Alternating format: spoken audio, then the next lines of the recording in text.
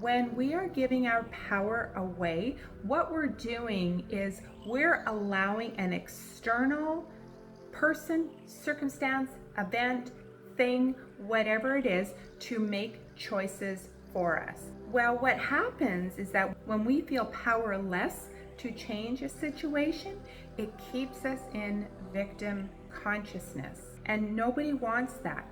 We are sovereign beings.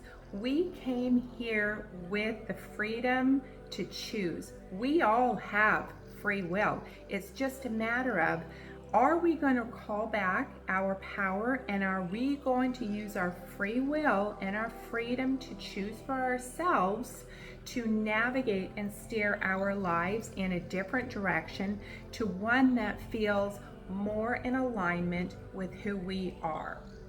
So I want to share these 4 things that you might not realize you're giving your power away to, and then how you can call that power back.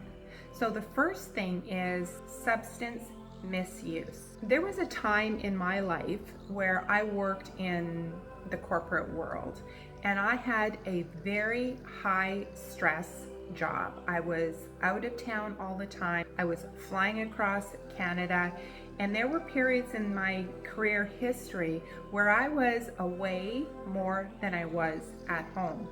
And my life was crumbling beneath my feet. I was in a relationship that I was extremely unhappy in.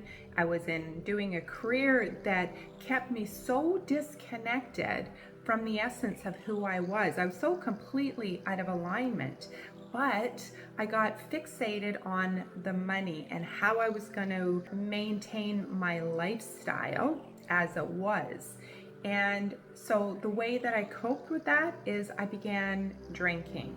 And at one point, the alcohol became a real problem for me, so much so that I missed booking flights, missed making hotel reservations, missed booking car rentals, just generally felt horrible about myself and my life, and disconnected and always crying. And yet some days I would be sitting there drinking wine, sitting at my desk at home, drinking this wine just to try and get through my day, just to try and numb the pain. When we put ourselves, this is a 2-prong point here, is that number 1, when we use drugs or alcohol as a way to cope with our lives, we are giving our personal power to that substance.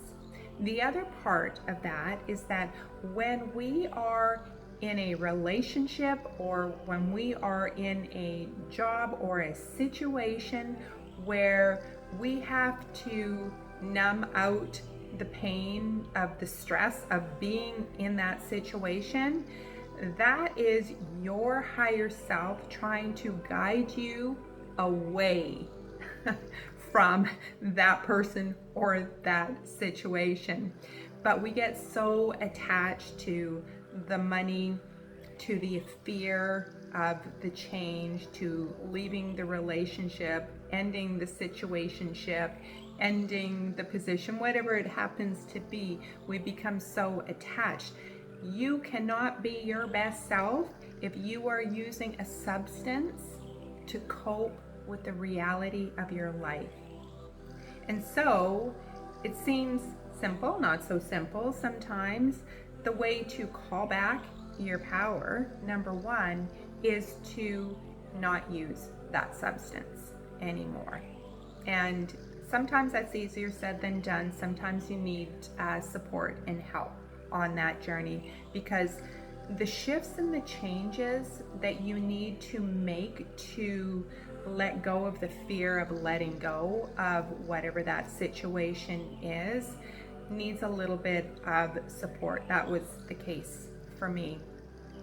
And then the other part of it that I just kind of talked about it was that we do need to make those changes that are going to help shift us and pivot us into something that feels so much better.